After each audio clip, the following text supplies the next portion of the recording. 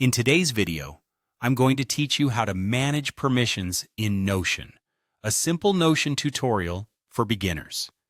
Notion is a powerful tool that combines the functionalities of note-taking, database management, and collaboration, allowing you to create and share knowledge effectively within teams or personal projects.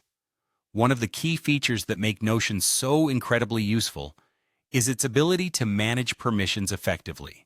This ensures that the right people have access to the right information while maintaining confidentiality and control over your content. So let's dive right in and learn how you can easily manage permissions in Notion. The first thing you'll want to do is navigate to the Notion page for which you'd like to set permissions.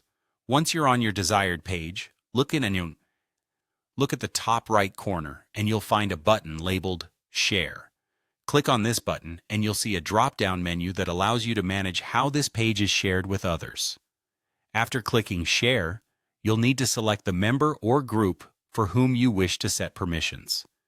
If the person or group is not already added, you have the option to invite them by entering their email address or selecting them from a list of your existing contacts or groups within Notion. This functionality ensures that you have control over who can access this page.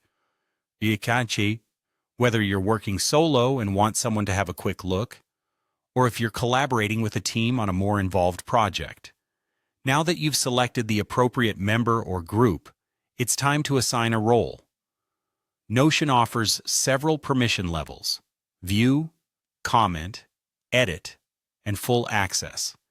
If you select View, the member will only be able to see the content on the page, but they won't be able to make any changes. Choosing Comment allows them to add comments without altering the main content. Opting for Edit will give the person the ability to both make changes to the page and add comments, which is especially useful if you're actively collaborating with another team member. Finally, Full Access grants complete control akin to ownership, allowing the member to share the page with others or modify permissions as needed. Once you've set the desired role, the last step is straightforward. Save your changes. There should be an option to confirm or save the new settings you've applied, ensuring that your changes are effective immediately. Double-check to make sure that all settings reflect your intention to maintain the accuracy of your permissions. And there you have it. It's that simple to manage permissions in Notion. Whether you need to secure sensitive information or foster collaboration, understanding and using these permission settings is vital. Thank you for watching, and don't forget to subscribe for more helpful tutorials.